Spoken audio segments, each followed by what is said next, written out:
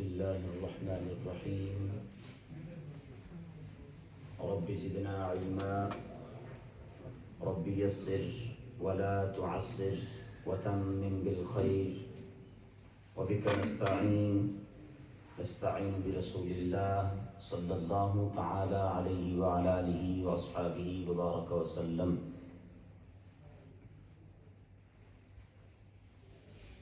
وہ معزز تھے زمانے میں مسلمان ہو کر،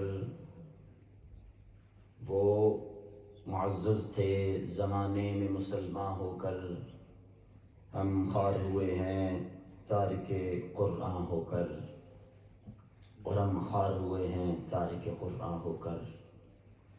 اللہ تبارک و تعالیٰ کے فضل اور اس کی توفیق رفیق سے آج ہمیں 15واں روزہ نصیب ہو رہا ہے.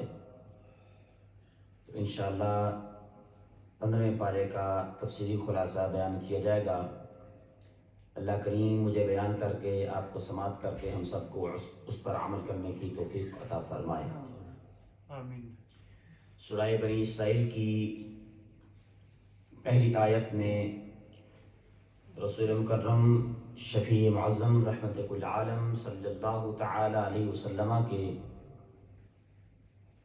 معجزہ معراج کی پہلی منزل مسجد حرام سے مسجد اقصی تک کا ذکر صراحت کے ساتھ ہے.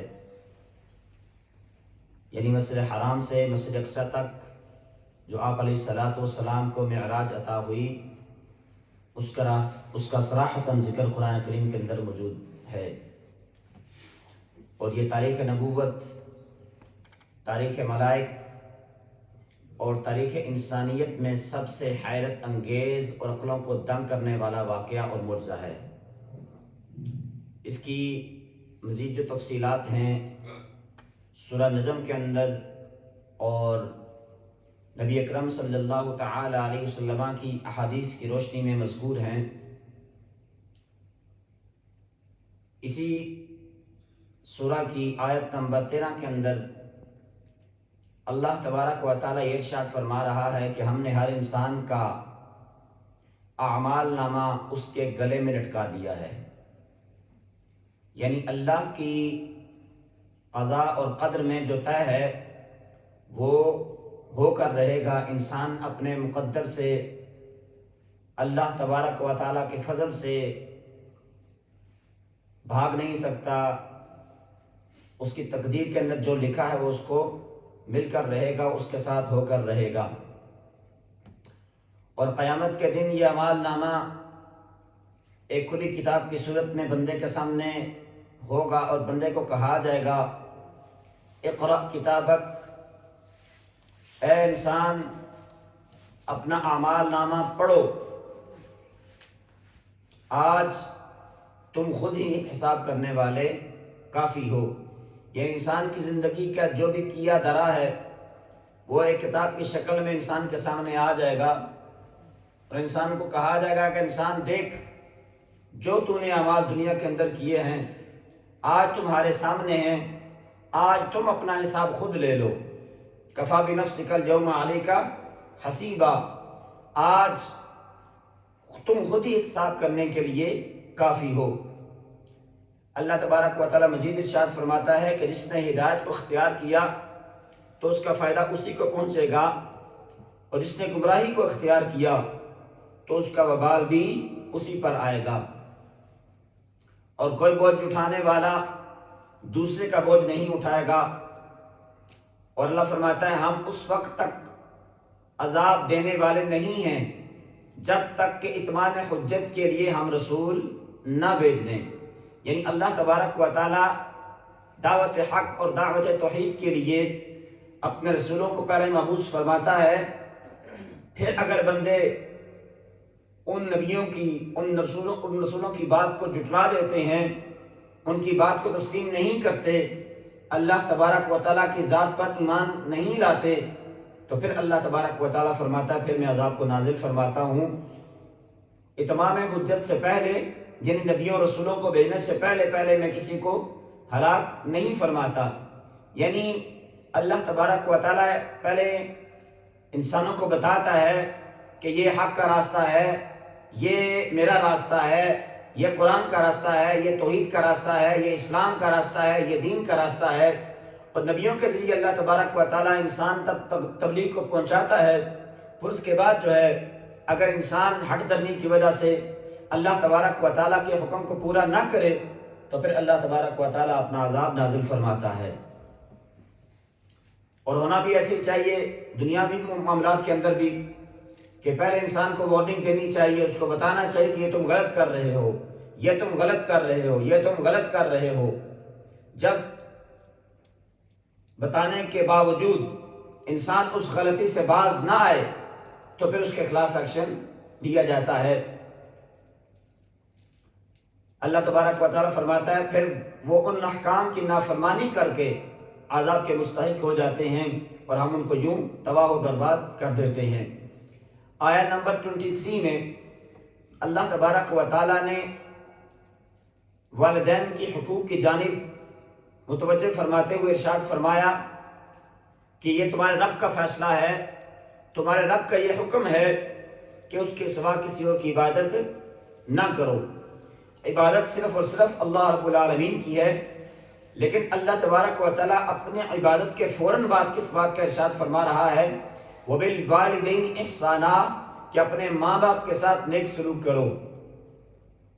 اگر تمہاری زندگی میں وہ دونوں یا ان دونوں میں سے کوئی ایک ماں یا باپ بڑھاپے کو پہنچ جائیں تو ان کو اف تک بھی نہ کہو، ان کو جھڑکو بھی نہیں، اور ان کے ساتھ ادب سے بات کرو، اور ان کے لیے عاجزی اور رحم دلی کے بازو جھکائے رکھو، اور یہ دعا کرو رب ارحمہما کما ربیانی صغیرا، اے میرے رب ان پر رحم فرمانا جیسا انہوں نے بچپن میں رحم کے ساتھ میری پرورش کی ہے۔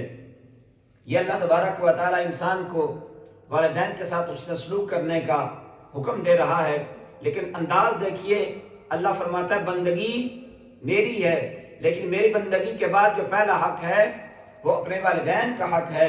والدین کے حقوق کو پورا کرنا ہے، ان کی جو ہے معاملات کو خیال رکھنا ہے، ان کے ساتھ محبت کے ساتھ ادب اور احترام کے ساتھ پیش آنا ہے۔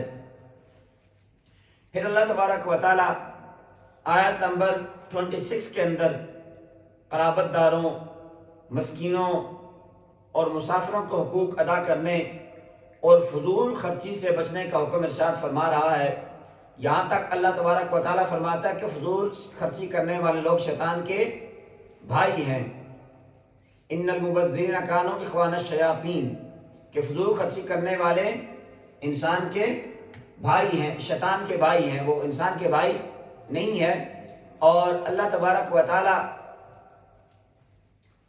اس بات کو بیان فرما رہا ہے کہ خرچ کرنے میں بخل، حرص اور فضول خرچی کے درمیان میانہ روی اختیار کرنے کا حکم ارشاد فرمایا جا رہا ہے۔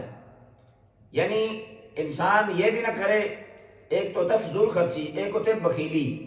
نہ ہی فضول خرچی انسان کو اللہ تبارک و تعالیٰ پسند ہے، اللہ تبارک و تعالیٰ کو انسان کی، نہ ہی انسان کی بخیلی اللہ تبارک و تعالیٰ کو پسند ہے۔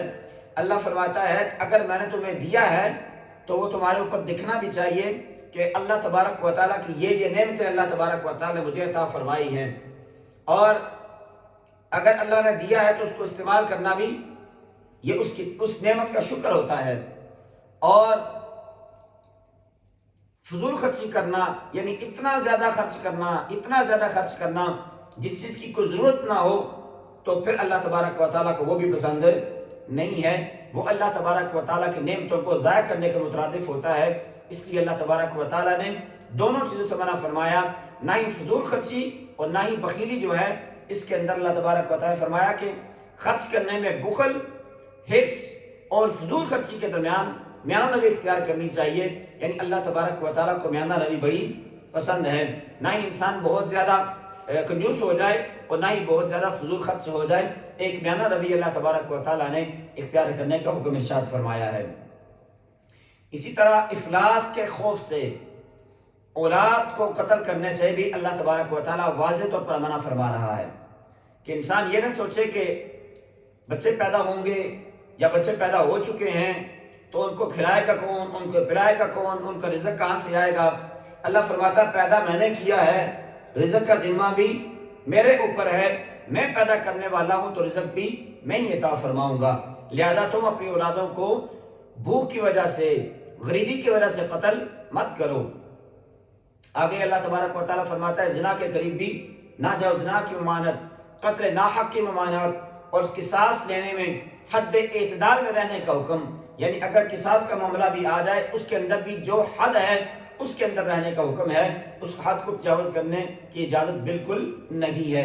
آگے اللہ فرماتا ہے کہ وَلَا تَقْرَبُوا مَالَ الْيَتِيمِ، یتیموں کا مال بھی کھانا نہیں ہے، ان کے مال کا خیال رکھنا ہے، جب وہ بڑے ہو جائیں، سیانے ہو جائیں تو ان کو ان کا مال سونپ دیا جائے، ان کی ملکیت میں دے دیا جائے۔ ناپ تول میں خیانت کی ممانعت، بزنس مین لوگوں کے لیے بڑی ضروری بات ہے کہ ناپ تول کے اندر خیانت کرنا، یہ اللہ تبارک و تعالیٰ اس سے بڑی واضح طور پر منع فرما رہا ہے کہ ناپ تول کے اندر خیانت نہیں کرنی چاہیے، یعنی جو سامان آپ بیچتے ہیں اور اس کی جو قیمت آپ لے رہے ہوتے ہیں اس کے اندر کمی بیشی کرنا، بتانا اور دینا اور مقدار کے اندر فرق رکھنا، ان تمام چیزوں سے اللہ تبارک و تعالیٰ نے منع فرمایا۔ اور پچھلی آیات کے اندر، پچھلی صورتوں کے اندر آپ نے سنا ہے کہ قوموں کے اوپر جو ہے عذاب اس وجہ سے بھی آیا ہے کہ وہ لوگ ناپ تول کے اندر جو ہے کمی کرتے تھے۔ اسی طرح اللہ تبارک و تعالیٰ نے فرمایا کہ لوگوں کے پوشیدہ احوال کی کھوج لگانا، اس سے بھی اللہ تبارک و تعالیٰ نے منع فرمایا کہ انسان بس یہ سوچتا رہے یا اس کوشش میں رہے کہ یار مجھے فلاں بندے کا کوئی عیب نظر آ جائے، اس کی کوئی برائی نظر آ جائے، پھر اس کی جو ہے میں تشہیر کروں گا اور اس کی وجہ سے اس کو بلیک میل کروں گا۔ اللہ تبارک و تعالیٰ نے فرمایا کہ کسی کے پوشیدہ احوال کی کھوج لگانا بھی ممانعت ہے۔ اس کا مطلب یہ بھی بن سکتا ہے کہ اگر دو بندے کو خفیہ بات کر رہے ہیں، راز کی باتیں کر رہے ہیں، تو چوری چوری سے ان کی باتوں کو سننا کہ یار یہ کیا بات کر رہا ہے، کیسی باتیں کر رہا ہے، کس کے ساتھ باتیں کر رہا ہے، اس کے اندر بھی اللہ تبارک و تعالیٰ نے منع فرمایا ہے، اس کی بھی اجازت نہیں ہے۔ اسی طرح اللہ تبارک و تعالیٰ فرماتا ہے کہ تدبر اور تکبر اور اطر کر چلنا، اس کو بھی اللہ تبارک و تعالیٰ نے منع فرمایا، یعنی تم زمین پر چلو، زمین پہ رہو، زمین میں بیٹھو اٹھو جو بھی کرو، تمہارے انداز کے اندر تکبر اور اترانا نہیں ہونا چاہیے، ہر حال میں تمہارے اندر جو ہے عاجزی ہونی چاہیے۔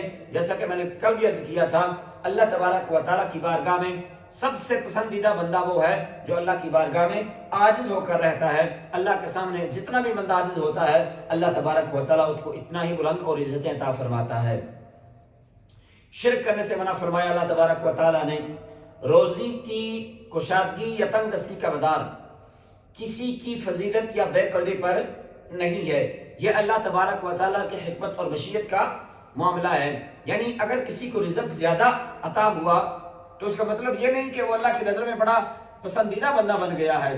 اگر کسی بندے کے پاس رزق کی کمی ہے، وہ مشکل سے اپنی زندگی بسر کر رہا ہے، تو اس کا مطلب یہ نہیں کہ اللہ تبارک و تعالیٰ کو وہ ناپسندیدہ ہے یا اللہ تبارک و تعالیٰ اس سے ناراض ہے۔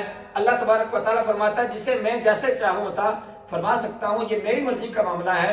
تم یہ مت دیکھو کہ فلاں بندے کے پاس رزق کی فراوانی ہے تو وہ میرا بندہ پسندیدہ بن جائے گا، وہ میرے قریبی ہو جائے گا، ایسا نہیں ہے۔ اس کے الٹ بھی نہیں ہے، اگر کوئی بندہ جو ہے تنگ دستی کا شکار ہے اور اس کی زندگی کے معاملات، اس کے جو فائنینشیل سچویشنز ہیں وہ مشکل کے ساتھ بسر کر رہا ہے، تو اللہ تبارک و تعالیٰ فرماتا ہے اس کا مطلب یہ بھی نہیں کہ وہ جو ہے بے قدرہ ہے یا اس کی کوئی فضیلت انسان پر نہیں ہے۔ یعنی کسی امیر یا غریب کا تعلق اللہ تبارک و تعالیٰ کے قرب کے ساتھ نہیں ہے۔ بعض دفعہ بڑے بڑے امیر بندے بھی اللہ کے قریب ہوتے ہیں، بعض دفعہ بڑے بڑے غریب سے غریب بندے بھی اللہ تبارک و تعالیٰ کے قریب ہوتے ہیں۔ یعنی ظاہری طور پر جو ہے انسان کا سٹیبل ہونا یہ کوئی بہت بڑی نعمت اور فضیلت نہیں ہے۔ ہم یہ سمجھ بیٹھتے ہیں کہ نہیں ہمارے پاس تو اچھا مکان ہے، اچھی گاڑی ہے، اچھا بینک بیلنس ہے، تو ہم جو ہے اللہ تبارک و تعالیٰ کے بڑے قریب ہیں، اور یہ بندہ جو ہے غریب ہے، اس کے پاس تو کچھ ہے ہی نہیں ہے، اس کے کپڑے اچھے نہیں ہیں، اس کا لباس اچھا نہیں ہے، اس کا کھانا پینا رہنا سہنا، یہ تو غریبی کی زندگی گزار رہا ہے، میں اس کی کیا سمجھوں، یہ تو اللہ کے نزدیک نعوذ باللہ ایک ذلیل انسان ہے۔ ایسا نہیں ہے، بلکہ انسان کو ہر حال میں اللہ تبارک و تعالیٰ کا شکر ادا کرنا چاہیے اور جو ہے شکر گزار بندہ بن کر رہنا چاہیے. جو اللہ تبارک و تعالیٰ نے عطا کیا ہے اس کو استعمال بھی کرے اور اس کے دیے ہوئے میں سے اللہ کی راہ میں خرچ بھی کرنا چاہیے. یہ اللہ تبارک و تعالیٰ کی عطا کردہ نعمتوں کا بھی ایک شکر ہوتا ہے. اسی طرح آیت نمبر 44 سے یہ بیان کیا جا رہا ہے کہ 7 آسمان اور زمینیں اور جو بھی ان کے اندر ہیں اللہ فرماتا ہے یہ اس کی تسبیح کرتے ہیں. ہر چیز اللہ تبارک و تعالیٰ کی حمد کے ساتھ اس کی تسبیح بیان کر رہی ہے، لیکن اللہ فرماتا ہے کہ تم ان کی تسبیح سمجھ نہیں سکتے. وَلَكِنْ لَا تَفْقَهُونَ تَسْبِيحَهُمْ. اس آیت کے تحت مجھے واقعہ یاد آ گیا کہ ایک اللہ تبارک و تعالیٰ کے بڑے برگزیدہ بندے تھے. انہوں نے جب یہ آیت کریمہ پڑھی یسبح للہ ما فی السماوات و ما فی الارض کہ کائنات کی ہر چیز زمین کے اندر یا آسمان کے اندر ہے وہ اللہ تبارک و تعالیٰ کی تسبیح بیان کرتی ہے، تو انہوں نے کہا یہ کیسے ہو سکتا ہے کہ ہر چیز اللہ کی تسبیح بیان کرے؟ ہمیں تو سمجھ نہیں آتا. یعنی یہ جو مائک ہے ہمیں تو نظر آ رہا ہے کہ بس لکڑی کا بنا ہوا ہے یا کسی بھی لوہے کا یا پیتل کا بنا ہوا ہے یا لکڑی کا بنا ہوا ڈائز ہے، یہ چیئر ہے، یہ کوئی بھی چیز دنیا کی لے لیں. اللہ فرماتا ہے کائنات کی ہر چیز میں تسبیح بیان کرتی ہے. اور وہ اس سوچ میں پڑ گئے کہ کیسے ہو سکتا ہے. تو ان کے ساتھ یہ معاملہ آیا کہ فوراً ان کو قضاء حاجت پیش آئی. انہوں نے ٹوائلٹ کے لیے جانا تھا، تو جب ٹوائلٹ کے لیے جانا تھا تو اس کے لیے ظاہر بات ہے لوٹا پانی وغیرہ چیزوں کی ضرورت پڑتی ہے. انہوں نے لوٹے کو ہاتھ لگایا تو لوٹے سے تسبیح کی آواز آ رہی تھی. پانی بھرنے لگے تو پانی سے اللہ کی تسبیح کی آواز آ رہی تھی. انہوں نے لوٹا بھی چھوڑ دیا، پانی بھی چھوڑ دیا کہ میں نے تو استنجا کرنا ہے، تو اس کے ساتھ میں استنجا کیسے کروں گا. پھر وہ باہر زمین کے اندر تشریف لے گئے اور جو ہے مٹی کے ساتھ استنجا کرنے کا سوچا کہ میں مٹی کے ساتھ استنجا کر لیتا ہوں اور اپنی قضاء حاجت پوری کرتا ہوں. تو جس مٹی کے ڈھیلے کو بھی اٹھاتے اس سے اللہ تبارک و تعالیٰ کی تسبیح کی آواز آتی. اب وہ حیران ہو گئے، پریشان ہو گئے کہ میں کہاں جاؤں اور کہاں پر جو ہے اپنی قضاء حاجت پوری کروں. جو ٹوائلٹ ہے اس کا میں کہاں اس کا سارا انتظام کرنا ہے. تو پھر ہاتف غیبی سے آواز آئی، اے انسان اگر تمہیں پتہ چل جائے کہ کائنات کی ہر چیز تسبیح کرتی ہے تو تم کھانا پینا چھوڑ جاؤ، تمہارے معاملات ڈسٹرب ہو جائیں گے. اس لیے اللہ تبارک و تعالیٰ نے ان چیزوں کو پردے میں رکھا ہے، تمہاری نظروں سے یا تمہارے کانوں کی سماعت سے اللہ تبارک و تعالیٰ نے ان کو دور رکھا ہے. یہاں پر بھی اللہ تبارک و تعالیٰ یہی فرما رہا ہے وَلَكِنْ لَا تَفْقَهُونَ تَسْبِيحَهُمْ کہ تم ان کی تسبیح کو، ان کی حمد کو سمجھ نہیں سکتے. لہذا ہر چیز اللہ تبارک و تعالیٰ کی تسبیح بیان کرتی ہے، بس ہم انسان ہی ہیں اور جن جو ہیں یہ اللہ تبارک و تعالیٰ کی نافرمانی کرتے ہیں. باقی کائنات کی ہر چیز اللہ کی تسبیح بیان کرتی ہے. آیا نمبر 45 سے فرمایا کہ منکرین آخرت قرآن کی تعلیمات سے استفادہ کرنے سے محروم رہتے ہیں. ان کے دل و دماغ حق کو قبول کرنے کی سعادت سے محروم رہتے ہیں. وہ فصیح و بلیغ قرآن سن کر بھی نبی پر سحر زدہ ہونے کا تانا دیتے ہیں کہ یہ تو کوئی جادو ہے، یہ قرآن نہیں بلکہ یہ کوئی جادو ہے، کیونکہ آخرت پر ان کا ایمان نہیں ہے، آخرت کو وہ انکار کر رہے ہیں اور قرآن کی تعلیمات کا بھی انکار کر رہے ہیں. اس لیے اللہ فرماتا ہے کہ ان کے دل اور دماغ حق قبول کرنے سے محروم ہیں، وہ حق کو قبول نہیں کر سکتے. الٹا جو ہے وہ نبی کریم علیہ السلام کو جو ہے سحر زدہ اور قرآن کو سحر کے تانے دیا کرتے تھے. آیت نمبر 61 سے ایک بار پھر فرشتوں کو آدم علیہ السلام کو سجدہ کرنے اور شیطان کا انکار کرنا اس کا ذکر کیا جا رہا ہے. آیت نمبر 70 سے بنی آدم کی عزت اور کرامت کا ذکر ہے. اللہ فرماتا ہے وَلَقَدْ كَرَّمْنَا بَنِي آدم کہ ہم نے آدم علیہ السلام کی اولاد کو عزت اور کرامت عطا فرمائی ہے. اور اللہ تبارک و تعالیٰ نے انسان کو اشرف المخلوقات بنایا ہے کہ کائنات کی جتنی بھی مخلوقات ہیں اللہ تبارک و تعالیٰ کی ان میں سب سے افضل اور سب سے فضیلت والا اللہ تبارک و تعالیٰ نے انسان کو بنایا ہے. انسان کو اللہ تبارک و تعالیٰ نے کائنات کی ہر چیز سے افضل بنایا ہے. حتیٰ کہ میں نے پہلے دن بھی یہ شعر پڑھا تھا کہ فرشتوں سے افضل ہے انسان بننا، فرشتوں سے افضل ہے انسان بننا، مگر اس پہ لگتی ہے ذرا محنت زیادہ کہ اگر انسان اللہ تبارک و تعالیٰ کی بندگی کرے، اللہ تبارک و تعالیٰ کے احکام کو پورا کرے تو یہ انسان فرشتوں سے افضل بن جاتا ہے. فرشتے اس کی خدمت کے لیے، فرشتے اس کی نگہبانی کے لیے، اور حتیٰ کہ فرشتے جو ہیں انسان کو سجدہ کرتے ہیں، یعنی آدم علیہ السلام کو اللہ تبارک و تعالیٰ کے حکم سے فرشتوں نے تعظیمی سجدہ کیا۔ اللہ تبارک و تعالیٰ نے انسان کو یہ مقام عطا فرمایا کہ انسان اگر انسان بن جائے تو انسان فرشتوں سے افضل اور اعلیٰ بن جاتا ہے، لیکن یہی انسان اگر اللہ تبارک و تعالیٰ کی نافرمانی کرنا شروع کر دے تو یہ انسان اولئک کالانعام بل ہم اضل کے زمرے میں آ جاتا ہے۔ انسان جو ہے پھر اللہ تبارک و تعالیٰ کی نافرمانی کر کے اللہ فرماتا ہے کہ یہ انسان ہی نہیں ہے بلکہ انسان جو ہے یہ جانوروں سے بھی بدتر ہو چکا ہے۔ لہذا یہاں پر اللہ تبارک و تعالیٰ ارشاد فرماتا ہے وَلَقَدْ كَرَّمْنَا بَنِي آدم، اے آدم ہم نے آپ کو عزتوں سے نوازا ہے۔ آدم علیہ السلام کی عزت، آدم علیہ السلام کی اولاد کو بھی اللہ فرما رہا ہے کہ اے انسان ہم نے تمہیں عزتوں سے نوازا ہے، اب عزت کو سنبھالنا انسان کے کام ہے۔ عزت اسی وقت اس کی محفوظ رہے گی، فضیلت اسی وقت اس کی جو ہے قائم رہے گی جب وہ اللہ تبارک و تعالیٰ کی دی ہوئی عزت کا خیال کرے گا، یعنی اللہ تبارک و تعالیٰ کی احکامات کو پورا بجا لائے گا۔ آیت نمبر 78 سے اشارتاً 5 نمازوں کا حکم ارشاد فرمایا جا رہا ہے۔ فجر کی فضیلت کا بیان، نماز تہجد کی ترغیب، اور رسول اللہ صلی اللہ تعالی علیہ وسلم کے لیے مقام محمود جو مقام شفاعت کبریٰ ہے اس کو عطا کیے جانے کا بیان اللہ تبارک و تعالیٰ فرما رہا ہے کہ میرے محبوب علیہ السلام کو مقام محمود عطا فرمایا جائے گا۔ تفصیل لمبی ہو جائے گی، میں نے اشارہ کرنا مقصد ہے کہ آپ علیہ السلام کو اللہ تبارک و تعالیٰ شفاعت کبریٰ کا مقام عطا فرمائے گا، یعنی جب کائنات کے اندر کائنات کی ہر چیز اور ہر انسان حتیٰ کہ انبیاء علیہ السلام بھی اس دن اللہ تبارک و تعالیٰ کی بارگاہ میں سفارش کرنے سے ڈر رہے ہوں گے، اتنا جلال ہوگا اللہ تبارک و تعالیٰ کی ذات کا کہ انبیاء علیہ السلام بھی فرمائیں گے اذهبوا الی غیری، آج اللہ تبارک و تعالیٰ بڑے جلال میں ہے، آج ہم اللہ تبارک و تعالیٰ کی بارگاہ میں کوئی بات نہیں کر سکتے، کوئی ریکویسٹ پیش نہیں کر سکتے۔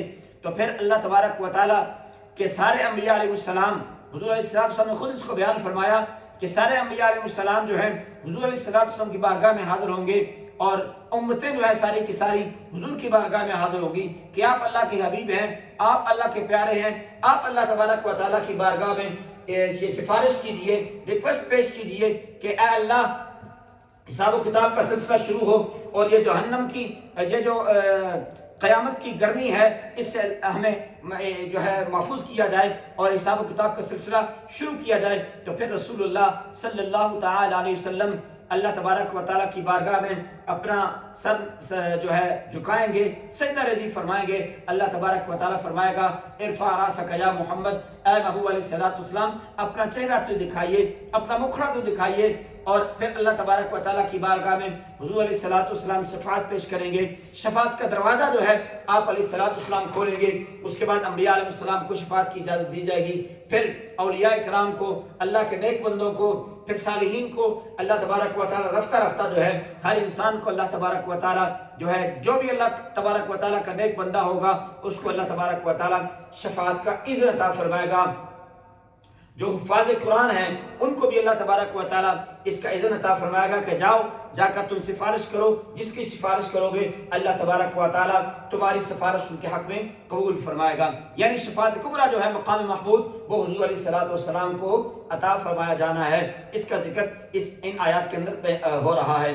آیت نمبر 81 سے حق کی آمد اور باطل کی نیست و نابود ہونے کا، باطل کے نیست و نابود ہونے کا بیان ہے، اور یہ کہ قرآن میں اہل ایمان کے لیے شفا اور رحمت ہے، یعنی قرآن اللہ تبارک و تعالیٰ نازل فرمایا، اللہ فرماتا ہے میں نے قرآن کے اندر شفا اور رحمت کو نازل فرمایا ہے، یعنی انسان جو قرآن کو اچھے انداز سے محبت کے ساتھ پڑھتا ہے اللہ تبارک و تعالیٰ اس کی ظاہری بیماریاں بھی دور فرماتا ہے، اس کی روحانی بیماریاں بھی اللہ تبارک و تعالیٰ دور فرما دیتا ہے۔ آیت نمبر 85 میں اس بات کا بیان ہے کہ یہود نے رسول اللہ صلی اللہ علیہ وسلم سے روح کے بارے میں سوال کیا کہ یسألونک عن الروح، روح کیا چیز ہے؟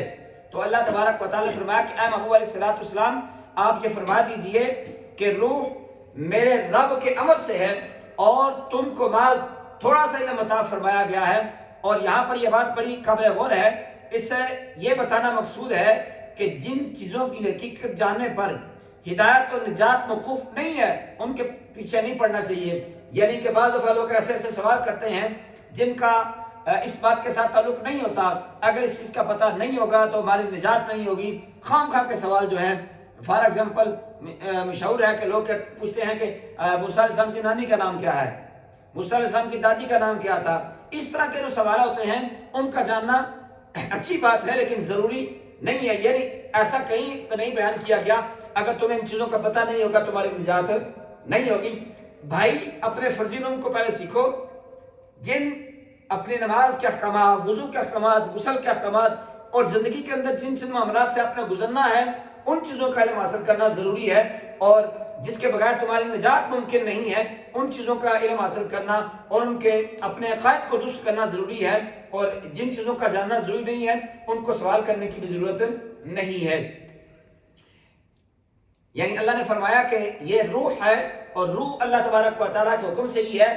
اس کا سلسلہ جو ہے، اس کا جو ہے زیادہ تفصیل جاننے کی ضرورت آپ کو نہیں ہے. آیت نمبر 90 سے مشرکین مکہ کے بعض فاسد مطالبات کا دوبارہ ذکر، جیسا کہ پہلے بھی کئی مرتبہ آپ نے سماعت فرمایا کہ انہوں نے کہا کہ ہم اس وقت تک آپ پر ایمان نہیں لائیں گے حتیٰ کہ آپ ہمارے لیے زمین سے پانی کا کوئی چشمہ جاری کر دیں، یا آپ کھجوروں اور انگوروں کے باغات کے مالک بن جائیں جن کے نیچے نہریں بہہ رہی ہوں، یا آپ ہمیں جس عذاب سے ڈراتے ہیں وہ لے کر آ جائیں، یا آسمان کو ٹکڑے ٹکڑے کر کے ہم پر گرا دیں، یا اللہ اور فرشتوں کو ہمارے سامنے بے حجاب لے آئیں، یا آپ کے لیے سونے کا گھر بن جائے، یا آپ آسمان پر چڑھ جائیں پھر آسمان سے ہم پر کتاب نازل کریں جس کو ہم پڑھیں.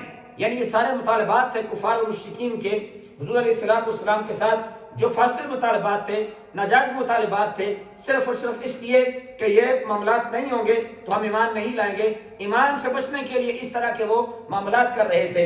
اب اللہ تبارک و تعالیٰ ان کے مطالبات میں کیا جواب ارشاد فرماتا ہے؟ اللہ فرماتا ہے اے رسول کہہ دیجئے میرا رب ہر عیب سے پاک ہے اور میں کوئی شعبدے باز نہیں ہوں بلکہ ایک بشر ہوں جسے اللہ تبارک و تعالیٰ نے رسول بنا کر بھیجا ہے.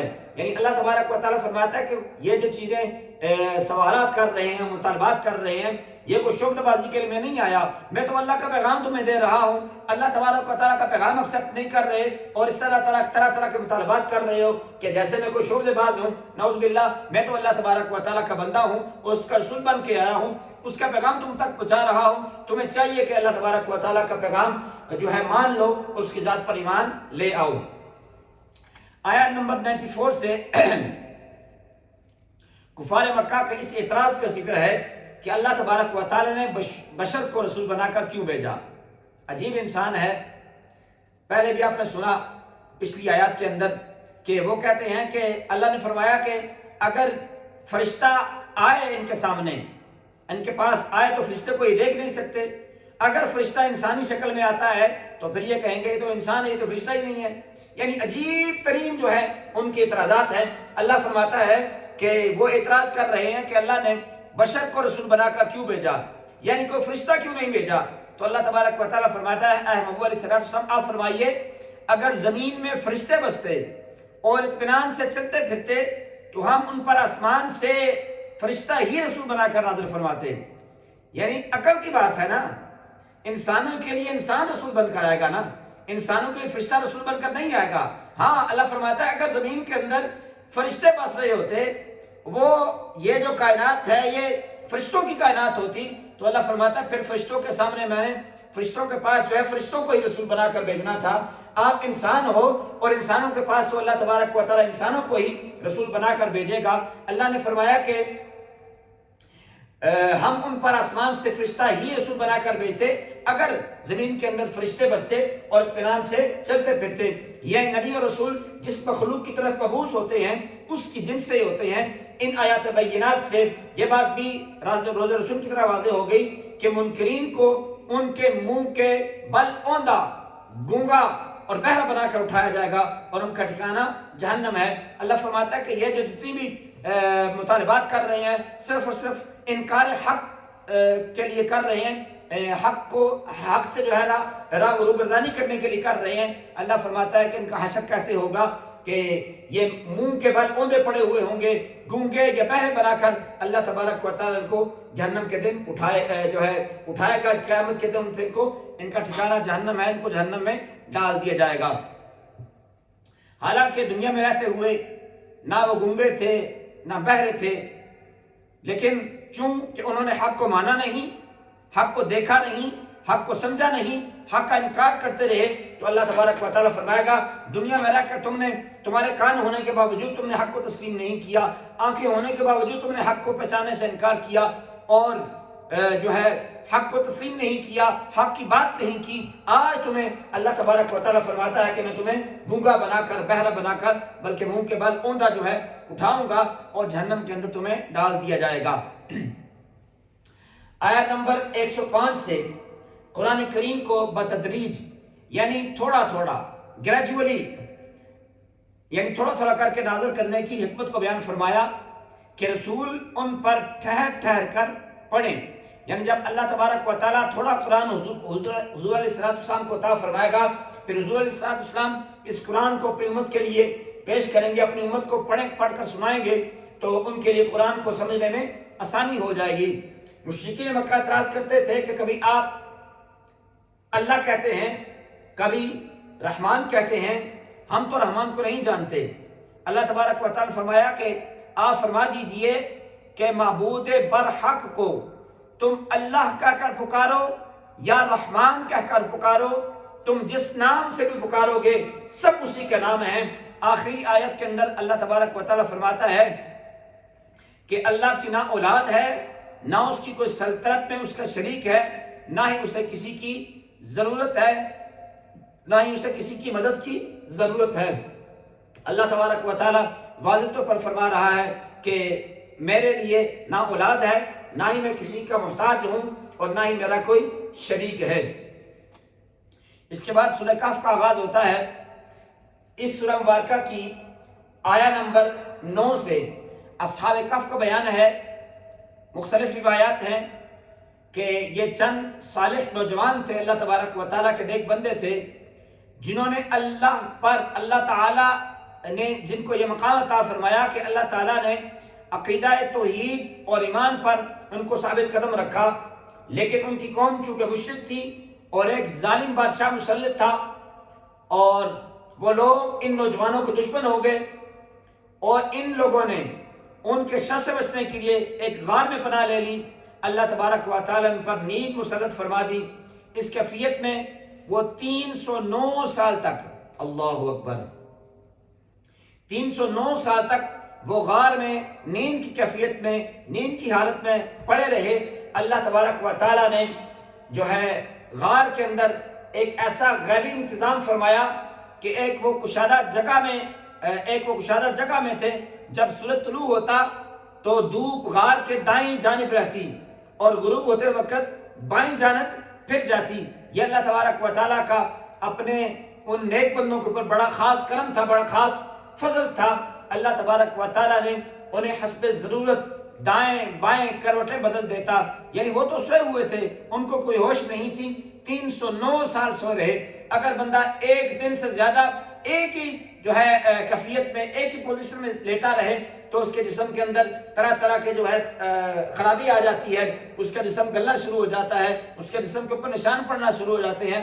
اللہ فرماتا ہے کہ ہم ان کی کروٹیں بدلتے ہیں، کبھی رائٹ کبھی لیفٹ، کبھی رائٹ کبھی لیفٹ۔ اللہ تبارک و تعالیٰ فرماتے ہیں 309 سال وہ سوئے رہے، لیکن میں رب ہوں جس رب نے انہیں حسب ضرورت ان کی کروٹیں دائیں بائیں بدلتا رہا، اللہ اکبر، تاکہ ان کو روشنی، حرارت اور ہوا ملتی رہے، اور ایک ہی حالت میں سوتے سوتے ان کے جسم کے اوپر کوئی زخم نہ بن جائے، جن کو آج کل طبی زبان میں بیڈ سول کہا جاتا ہے۔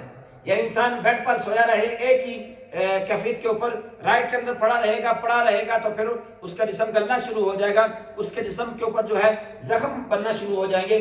اسی طرح لیفٹ پر پڑا رہے تو بھی اگر بیک سائڈ سے لیٹا رہے، اگر لمبے عرصے تک ایسے پڑا رہے گا، اگر اس کو ہوا نہیں لگے گی جسم کو تو اس کے جسم کے اندر خرابی پیدا ہونا شروع ہو جائے گی۔ آگے اللہ تبارک و تعالیٰ فرماتا ہے اصحاب کہف کا ایک کتا بھی تھا جو ان کی چوکھٹ پر ہاتھ پھیلائے بیٹھا رہا، اللہ مفسرین نے لکھا ہے کہ اللہ تبارک و تعالیٰ اس کتے کو یہ اعزاز عطا فرمائے گا کہ اس نے اپنے اللہ تبارک و تعالیٰ کے نیک بندوں کی خدمت کی ہے، وہ نیک بندوں کی چوکیداری کرتا رہا، اللہ تبارک و تعالیٰ اسی وجہ سے اس کو جنت عطا فرمائے گا۔ کہ جنہوں نسبت پاکاندی مل جائے، جنہوں نسبت پاکاندی مل جائے وہ جنتی ہے، پویں کتا ہوئے بیٹھا کسی غار دے بوئے تھے۔ اگر بندہ اللہ تبارک و تعالیٰ کے نیک بندوں کے قریب ہو جائے، چاہے نبیوں کے قریب ہو، چاہے ولیوں کے قریب ہو، ہاں ہو اللہ کے بندوں کے قریب، کسی جو ہے شیطان کے چیلے کے قریب نہ ہو۔ آج کل تو بندے کہتے ہیں کہ ہم اللہ تبارک و تعالیٰ کے ولی ہیں، ان کو تو ولی کی واؤ کا بھی پتہ نہیں ہوتا، وہ اپنے آپ کو ولی کہہ رہے ہوتے ہیں۔ ہاں اگر اللہ تبارک و تعالیٰ کا کوئی نیک بندہ ہو، اس کی سنگت میں بندہ رہے، اس کی صحبت میں رہے، ان کی خدمت میں رہے، تو اللہ تبارک و تعالیٰ اس گنہگار کو بھی ان نیک بندوں کے صدقے جنت عطا فرمائے گا۔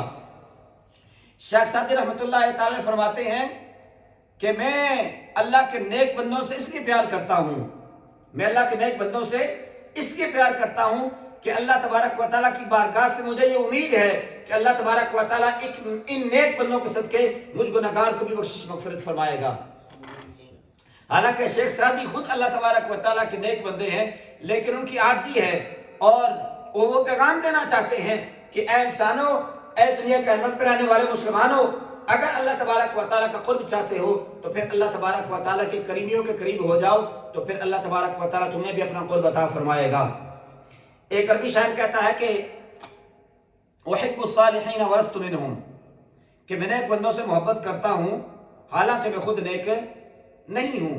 احب الصالحین ولست منہم، میں خود تو گناہگار ہوں، میں خود تو بدکار سے اکار ہوں، لیکن نیک بندوں سے محبت کرتا ہوں۔ لعل اللہ یرزقنی صلاحا، کہ شاید اللہ تبارک و تعالیٰ مجھے بھی نیک بنا دے گا۔ اس امید پر اللہ کے نیک بندوں سے محبت کرتا ہوں کہ نیک بندوں کی محبت سے، نیک بندوں کی سنگت سے اللہ تبارک و تعالیٰ مجھے بھی نیک بندہ بنا دے گا۔ یعنی مختصر یہ ہے کہ انسان کو اللہ کے نیک بندوں کی سنگت میں رہنا چاہیے اور بری صحبت سے انسان کو اپنے آپ کو بچا کے رہنا چاہیے۔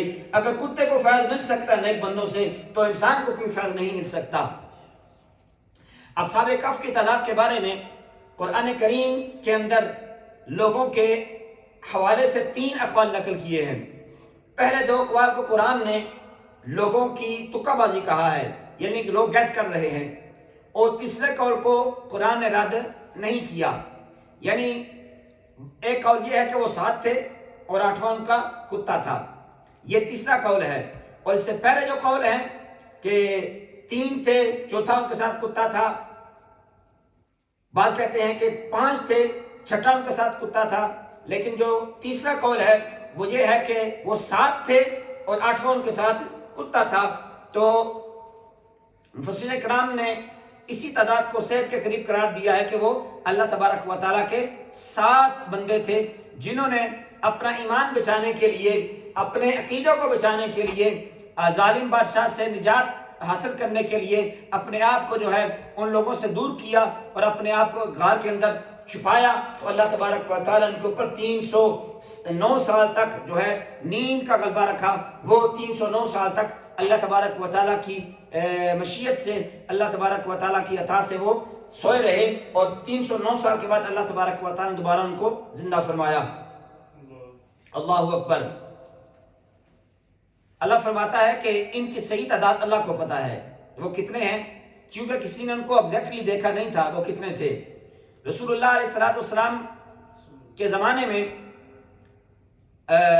پوچھا گیا کہ ہم وہاں پر جانا چاہتے ہیں، عرض کی گئی تو رسول اللہ علیہ السلام نے فرمایا کہ وہ اللہ تبارک و تعالیٰ کا ایک راز ہے، اس راز تک کوئی پہنچ نہیں سکتا، اور اس لیے جو ہے کسی نے ایگزیکٹلی ان کو نہیں پہچانا کہ وہ کتنے تھے تعداد میں۔ قرآن نے جو ہے لوگوں کے 3 قول نقل کیے ہیں اور تیسرے قول کو جو ہے اس کو رد نہیں کیا، اور جو مفسرین کرام ہیں انہوں نے بھی تیسرے قول کو لیا ہے کہ وہ 7 تھے۔ پھر اللہ تبارک و تعالیٰ فرماتا ہے کہ ان کی تعداد کے بارے میں زیادہ بحث کرنے کی بھی ضرورت نہیں ہے، بس جیسا تھا اس کو مان لو۔ اللہ تبارک و تعالیٰ کے بندے تھے، 2 تھے، 4 تھے، 6 تھے یا 7 تھے، اتنا مانو کہ اللہ تبارک و تعالیٰ کا ان کے اوپر کتنا کرم ہوا کہ وہ 309 سال تک جو ہے سوئے رہے.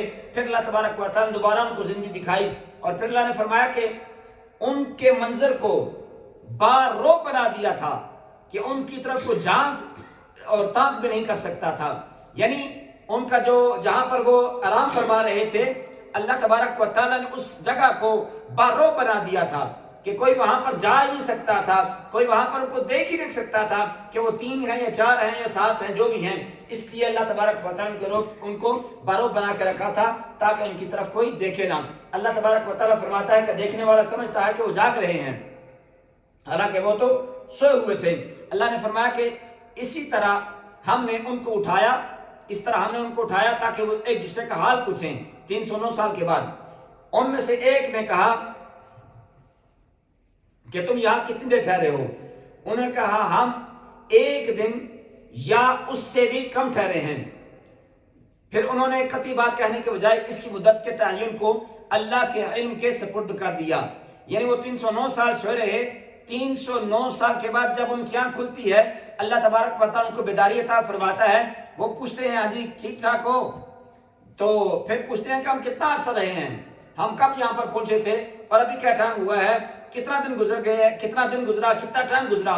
تو ایک کہتا ہے کہ ہم 1 دن جو ہے یہاں پر 1 دن ہو گیا ہم کو یہاں پر آئے ہوئے. دوسرا کہتا ہے نہیں 1 دن نہیں ہوا, 1 دن سے بھی کم ہوا ہے. یعنی وہ آپس میں بات چیت کر رہے. پھر ایک کہنے والے نے یہ بھی کہا کہ چھوڑو جتنا بھی عرصہ تھا اللہ تبارک و تعالیٰ کے ذات پر چھوڑتے ہیں, ہمیں نہیں پتا کہ ہم کتنا عرصہ یہاں پر کتنے عرصے سے یہاں پر موجود ہیں. اللہ تبارک و تعالیٰ نے اصحاب کہف پر جو ہے موت طاری فرما دی. چونکہ اہل شہر ان نوجوانوں کی حقیقت سے واقف ہو چکے تھے, اس لیے انہوں نے اظہار عقیدت کے لیے یادگار کے طور پر ان کی جگہ پر مسجد بنا دی. اس سے مفسرین کرام نے یہ مسئلہ اخذ فرمایا ہے کہ اللہ کے نیک بندوں کے مزارات کے جوار میں مسجد بنانا اچھی بات ہے. جو لوگ ان مزارات پر فاتح پڑھنے کے لیے آئیں گے اگر نماز کا وقت ہوگا تو وہ مسجد میں آ کر نماز ادا کر لیں گے.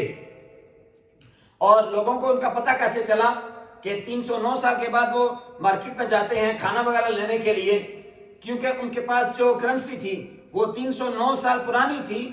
تو جب وہ مارکیٹ میں جاتے ہیں تو مارکیٹ والے ان کو ایکسیپٹ نہیں کر رہے کہ یار یہ کیا ہے, یہ اتنی پرانی کرنسی تمہارے پاس کہاں سے آئی.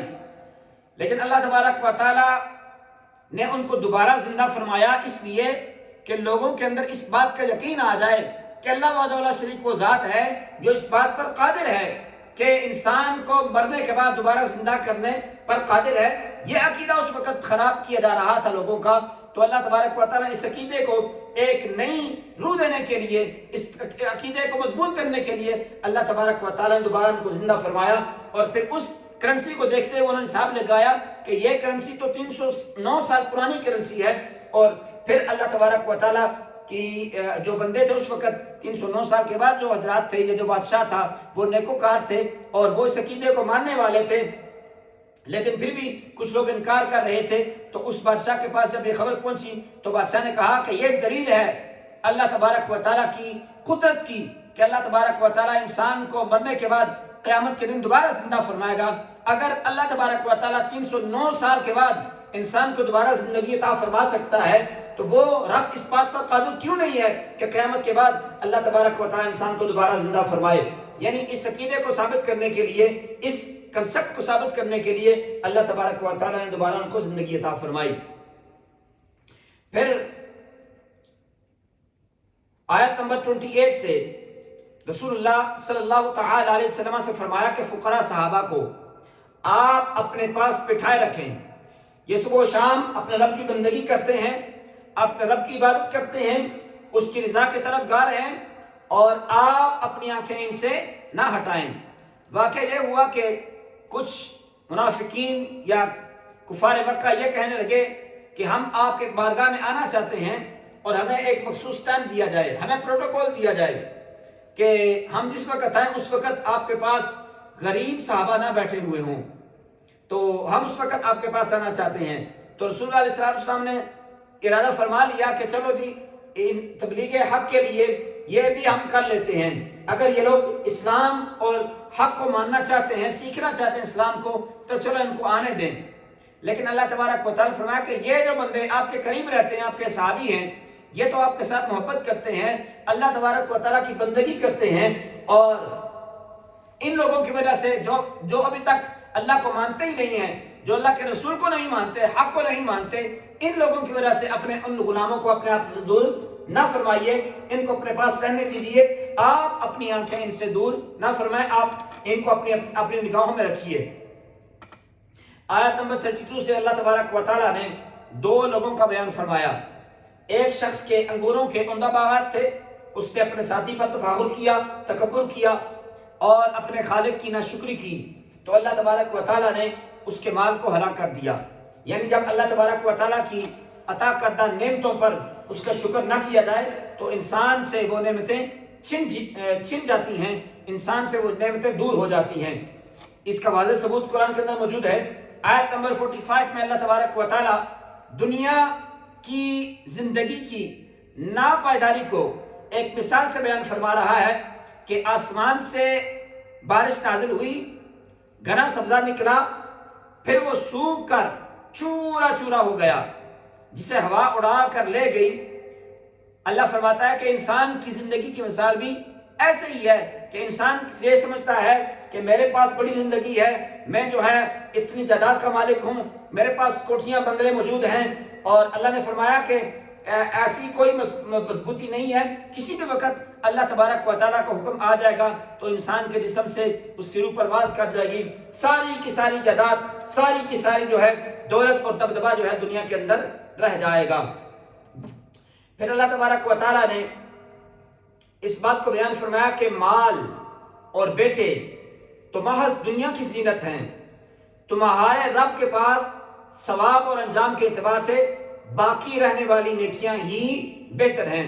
یعنی بندہ یہ سوچے کہ میرے اولاد ہے، میرے پاس دنیاوی مال ہے تو میں بڑا جو ہے بڑا فضیلت والا ہوں، بڑی عظمت والا ہوں، بڑی عزت والا ہوں، اور میرے رب کے ہاں میری بڑی عزت ہوگی۔ اللہ نے فرمایا ایسی بات نہیں ہے۔ اگر رب کے ہاں تم جو ہے عزت پانا چاہتے ہو تو تمہاری نیکیاں ہی جو ہے وہ تمہارے کام آئیں گی۔ یہ دنیا کی مال اور تمہاری اولاد جو ہے یہ دنیا پہ رہ جائے گی، ہاں تمہاری نیکیاں تمہارے ساتھ آخرت کے اندر تمہارے کام آئے گی۔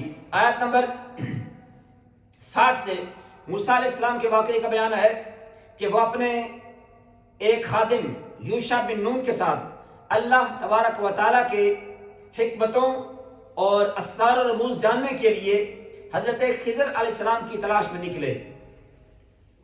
حضرت موسیٰ علیہ السلام اور ان کا ایک خادم یوشع بن نون وہ ان کے ساتھ تھے، اللہ تبارک و تعالیٰ کے احکامات کی حکمتوں اور اسرار و رموز جاننے کے لیے حضرت خضر علیہ السلام کی تلاش میں نکلے۔ دوران سفر حضرت موسیٰ علیہ السلام نے اپنے خادم سے کہا کہ ناشتہ لاؤ، ہم سفر کرتے کرتے تھک چکے ہیں۔ خادم نے کہا دوران سفر جب ہم چٹان کے پاس ٹھہرے تو شیطان نے مچھلی کو مجھ سے بلا دیا اور وہ سمندر میں راستہ بناتے ہوئے نکل گئی۔ پھر موسیٰ علیہ السلام نے کہا کہ دو سمندروں بحر فارس اور بحر روم کا سنگم ہی ہماری منزل ہے، جہاں پر یہ دو سمندر اکٹھے ہوتے ہیں وہی ہماری منزل ہے۔